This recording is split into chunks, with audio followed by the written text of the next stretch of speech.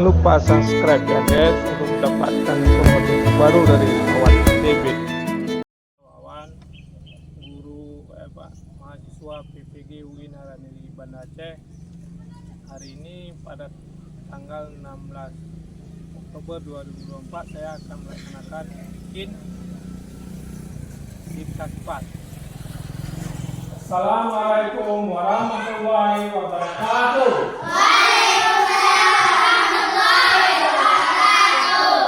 Apa kabar anak-anak Pak ini semuanya?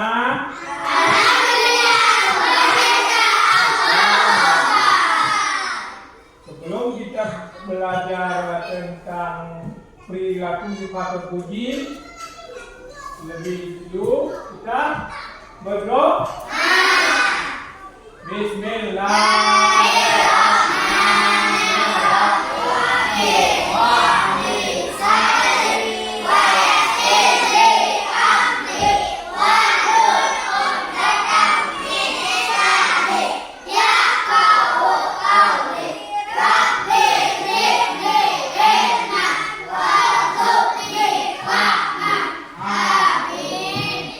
Menyemangati belajar kita, mari kita is breaking dulu ya. Nah, coba. Bila ku senang, bila ku senang, alhamdulillah. Bila ku lupa, astagfirullah. Bila berjanji,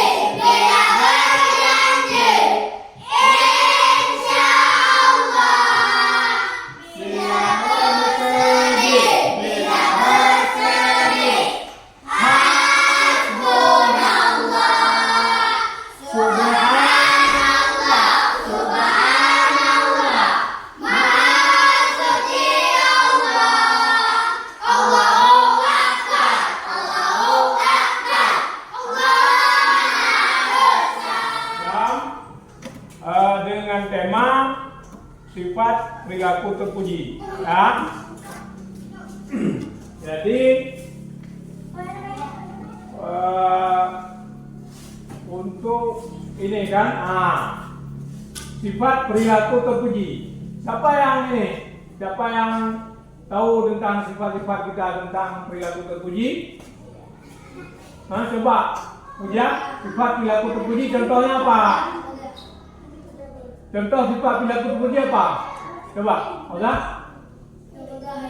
coba sifat perilaku terpuji. Misalnya kita tidak bohong, habis itu tidak berbohong, suka menolong teman, habis itu suka membantu orang tua, tidak menghina atau mencaci maki tidak mengganggu dan sebagainya. Coba lihat. Perilaku terpuji merupakan segala sikap atau ucapan dan perbuatan yang baik sesuai dengan ajaran Islam. Jadi setiap kita manusia, setiap kita harus ada sifat perilaku terpuji. Karena perilaku terpuji adalah cermin dari sikap kita. Misalnya kita baik, kan tercermin dari kita. Misalnya kita jahat, kemudian kita suka mengganggu, kan tercermin dari kita. Oh dia tuh ya baik, dia itu suka menolong, itu baik kan? Dia itu suka mengganggu misalnya. Itu sifat perilaku tidak terpuji. Makanya sikap terpuji itu harus kita miliki. Apa saja sih sifat perilaku terpuji? Mari kita lihat. Untuk membantu kalian memahami dan membiasakan perilaku terpuji, ayo kita simak uraian berikut ini. Ya. Sifat perilaku terpuji ada berapa? 4. Yang pertama,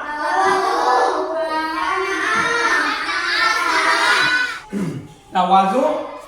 Tawazu artinya Artinya apa? Coba, Puja. Baca Puja. Tawadhu berarti rendah hati. Orang yang tawadhu adalah orang yang merendahkan diri dalam pergaulan, tidak menampakkan kemampuan yang dimiliki dalam pergaulan. Orang yang memiliki sikap tawadhu disukai orang lain dan dapat menimbulkan rasa simpati dari pihak lain. Nah, itu makna dari tawadhu. Tawadhu itu rendah hati. Rendah hati tak? Artinya bagaimana yang disebut rendah hati bagaimana? Rendah hati itu kita tidak sombong, tidak ujub, tidak misalnya kita punya kaya, orang tua kita mampu, kita tidak sombong sampai ke sekolah. Sama juga, misalnya ada teman kita yang kurang dikasih jajan, misalnya dia keluar habis, kita bantu dia, kan? Itu tidak sombong, itu rendah hati.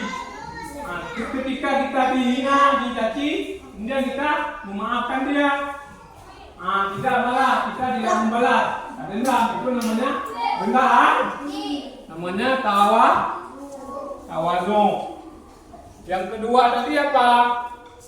Barangkali ada ini perilaku yang mencerminkan sikap tawadhu itu. Perilaku yang mencerminkan sikap tawadhu itu menghormati orang lain. Misalnya orang yang lebih tua dari kita atau orang yang lebih muda. Misalnya anak kelas 1 buah, kita hormat dia. Kalau dia tidak berbuat salah kan, kemudian menghormati orang yang lebih tua dari kita. Banyak kan orang yang lebih tua, kelas 5, kelas 6 kan. Kemudian orang tua di rumah. Habis itu menghormati apa? Orang yang lebih muda, kemudian menghargai pendapat orang lain. Misalnya orang lain bilang begini begitu, kalau itu benar kita harus menghargai, ya kan? Kemudian yang berikutnya bersedia mengalah demi apa? Demi kepentingan umum. Itu cermin ya, cermin dari sikap tawadhu. Kemudian hikmah berperilaku tawadhu itu apa? Yang pertama menimbulkan rasa simpati. Kemudian mempererat hubungan persaudaraan antara dirinya dan orang lain. Kemudian mengangkat derajat dirinya sendiri dalam pandangan Allah maupun sesama manusia. Itu hikmah.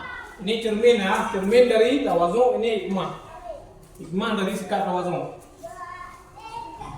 Kemudian perilaku yang mencerminkan ini taat. Apa artinya? Seseorang disebut taat kepada Allah jika selalu mengerjakan perintahnya dan menjauhi larangannya.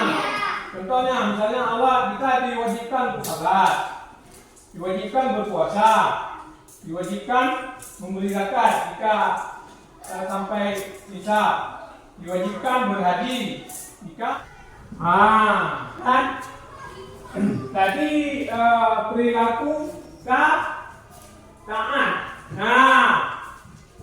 Kan ini perilaku yang mencerminkan sikap taat. Yang satu melaksanakan rukun iman, kemudian melaksanakan rukun Islam. Coba rukun iman dulu.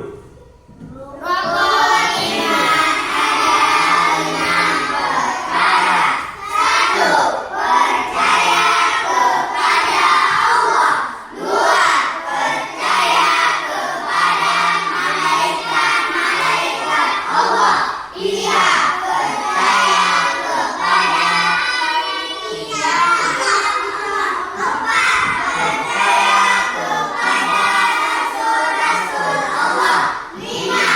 Percaya kepada hari kiamat. 6.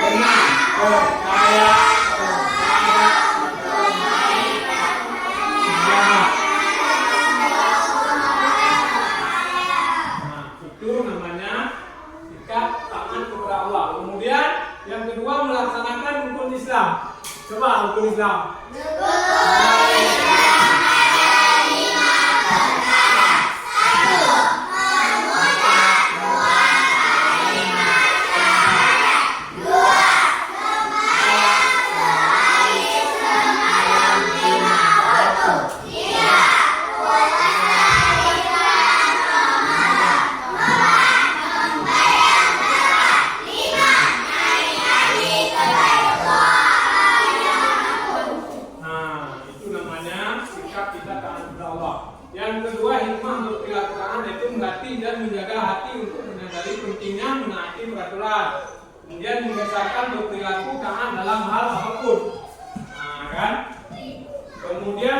apa?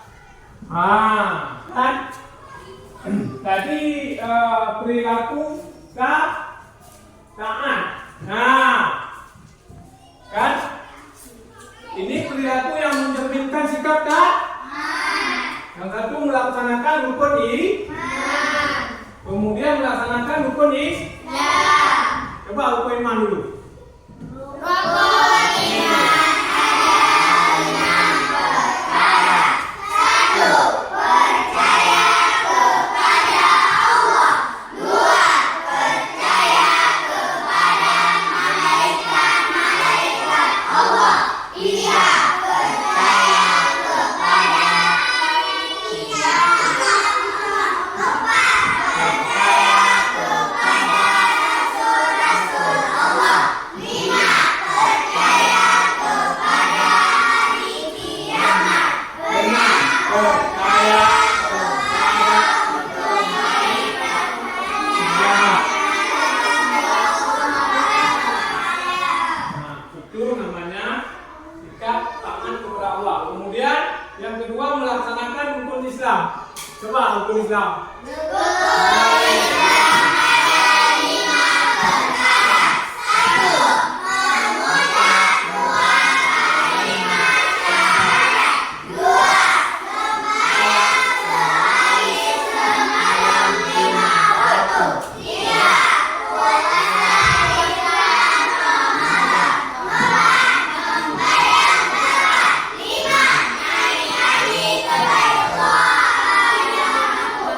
Nah, itu namanya sikap kita taat kepada Allah. Yang kedua hikmah berperilaku taat yaitu melatih dan menjaga hati untuk menyadari pentingnya menaati peraturan. Kemudian membiasakan berperilaku taat dalam hal apapun. Nah, kan? Kemudian selanjutnya apa?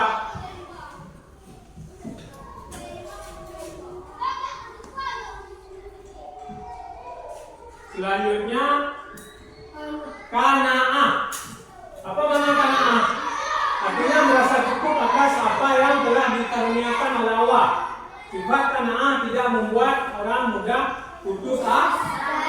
Ujian dan cobaan yang diberikan oleh Allah, apapun yang diberikan oleh Allah, kita harus tabah menghadapinya. Karena itu semua kehendak Allah. Misalnya kita diberi musibah, misalnya kucing kita di rumah mati, yang kucing yang kita sayangi.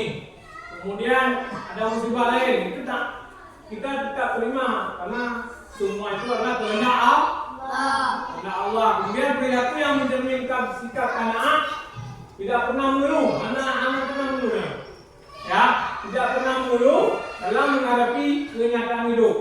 Merasa senang dengan apa yang kita miliki. Misalnya kita dikasih kerjaan 1000 oleh orang tua rumah, itu tidak membantunya. Tidak marah kepada ibu, kepada bapak kita, karena memang itu sudah kemampuan orang tua kita, ya kan? Kemudian tidak marah bila melihat orang lain sukses. Ada teman kita misalnya juara, dapat juara 1 di kelas, dapat ranking 1, ranking 2. Kita nggak dapat ranking, nggak ada masalah. Nah, emang itu sudah dia berusaha, sudah pandai, ya. Artinya kita tidak merasa tidak melihat dia sukses. Bahkan kita bangga sebagai teman, kan? Kemudian merasa senang dengan apa yang kita miliki, kan? Kemudian rela dengan apa yang menjadi hak orang lain. Itu sudah hak orang lain. Saya dia punya kaya, mampu, punya mobil, punya ini, punya itu. Nah, itu sudah haknya karena sudah Allah tentukan kepada dia, karena dia sudah berusaha, kan? Kemudian hikmah berperilaku qanaah. Hikmahnya adalah jiwa dan pikiran lebih tenang karena terbebas dari rasa iri dan dengki. Kita tidak dengki, tidak iri kepada orang lain. Kemudian disukai banyak orang. Kemudian mendapatkan kebahagiaan dunia dan akhirat. Kemudian terhindar dari sifat tamak. Tamak artinya kita tidak ini sudah punya kita, sudah banyak uang, tapi kita mau lagi, sudah punya nilai bagus. Misalnya dapat nilai 70, 80 sudah bagus. Pak, ini kasih lagi nilai yang lebih banyak lagi. Nah, itu namanya tamak. Artinya kita sudah mampu segitu. Nah, sudah nilainya begitu kan. Nah, kita tidak begitu lagi. Selanjutnya sabar. Sabar bisa diartikan apa? Tahan uji. Sebagai umat beragama, tentunya kita diajarkan untuk perilaku sabar dan menerapkannya dalam kehidupan baik itu di kantor, sekolah, rumah, masyarakat dan sebagainya. Dan sekarang kita buat kelompok kan. Ini kelompok 1, kelompok 2, kelompok 3. Sekarang kelompok 1 buat tugasnya tentang yang pertama lagi apa? Awas kan? Kelompok 2 buat tugas tentang taat. Kelompok 3 buat tentang qanaah. Tulis kan? Tulis pengertian dari tawadhu. Tulis pengertian dari tawadhu, nanti baca ke depan dua kelompoknya, kemudian tulis pengertian dari taat, kemudian tulis dari qanaah. Tulis dulu ya, dikerjakan ya. Kemudian hikmah perilaku qanaah. Hikmahnya adalah jiwa dan pikiran lebih tenang karena terbebas dari rasa iri dan dengki. Kita tidak dengki, tidak iri kepada orang lain. Kemudian disukai banyak orang. Kemudian mendapatkan kebahagiaan dunia dan akhirat. Kemudian terhindar dari sifat tamak. Tamak artinya kita tidak ini sudah punya kita, sudah banyak uang, tapi kita mau lagi, sudah punya nilai bagus. Misalnya dapat nilai 70, 80 sudah bagus. Pak, ini kasih lagi nilai yang lebih banyak lagi. Itu namanya tamak. Artinya kita sudah mampu segitu. Sudah nilainya begitu kan. Kita tidak begitu lagi. Selanjutnya sabar. Sabar bisa diartikan apa? Tahan uji. Sebagai umat beragama, tentunya kita diajarkan untuk perilaku sabar dan menerapkannya dalam kehidupan baik itu di kantor, sekolah, rumah, masyarakat dan sebagainya. Dan sekarang kita buat kelompok kan. Ini kelompok 1, kelompok 2, kelompok 3. Sekarang kelompok 1 buat tugasnya tentang yang pertama lagi apa? Awas kan? Kelompok 2 buat tugas tentang taat. Kelompok 3 buat tentang qanaah. Tulis kan? Tulis pengertian dari tawadhu. Tulis pengertian dari tawadhu, nanti baca ke depan dua kelompoknya, kemudian tulis pengertian dari taat, kemudian tulis dari qanaah. Tulis dulu ya. Tadi kita sedang buat kelompok tentang yang pertama, kelompok 1 membahas tentang tawadhu. Kemudian kelompok 2 membahas tentang taat. Yang ketiga tadi qanaah. Coba Bapak tanya dulu ke kelompok 1 ya. Bapak tanya dulu ke kelompok 1.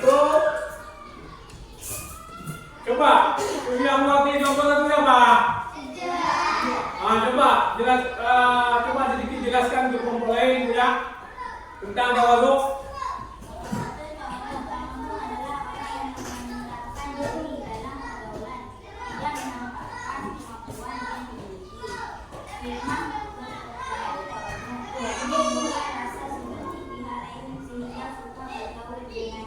Ya, bagus ya.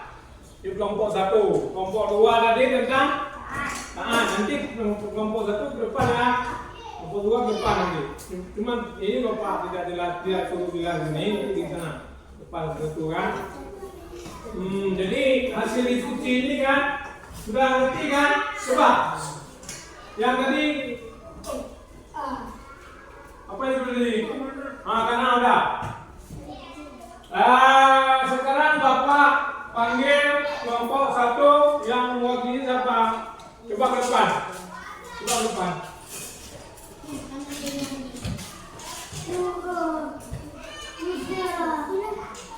Nah, siapa ya? Coba. adalah orang yang menyerahkan diri dalam pergaulan, tidak menampakkan kemampuan yang dimiliki, menimbulkan rasa simpati pihak lain sehingga bergaul dengannya. Ya, udah nampak yang mana dulu? Mana? Kemudian coba kelompok 2 sampaikan ke depan menjelaskan pengertian dari sikap anak. Depan.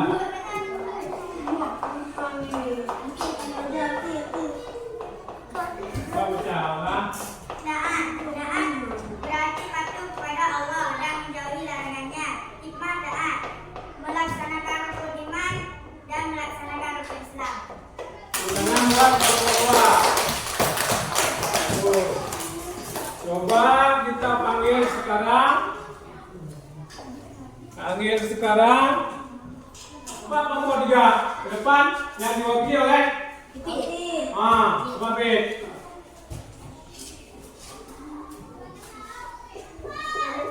Dia merasa cukup ada hikmah memperlakukan Bagus. Nomor 3 di tengah. Jadi kan ini kan sekarang kita belajar tentang sifat perilaku terpuji. Dari pertama, jadi kesimpulannya adalah perilaku terpuji itu wajib kita miliki. Kalau tidak, kita akan terjadi permusuhan di lingkungan keluarga, sama adik, sama orang tua, sama siapa, sama kalau di sekolah. Kalau kita tidak punya sifat perilaku terpuji akan terjadi pertengkaran dengan teman. Karena teman kan kalau kita jahat kan orang kan tidak suka sama kita. Kalau kita baik pasti orang mana suka kan? Orang kalau kita baik pasti orang suka. Kalau kita tidak baik pasti orang tidak suka sama kita. Mana-mana kita pergi seperti itu kan? Kalau kita baik, kemana kita pergi pasti orang suka, ya kan? Itu kesimpulannya. Jadi untuk mengakhiri cuma ada pertanyaan. Coba ada pertanyaan dari Nana Opa, oke? Sikap perilaku terpuji tadi tidak kan? Ada.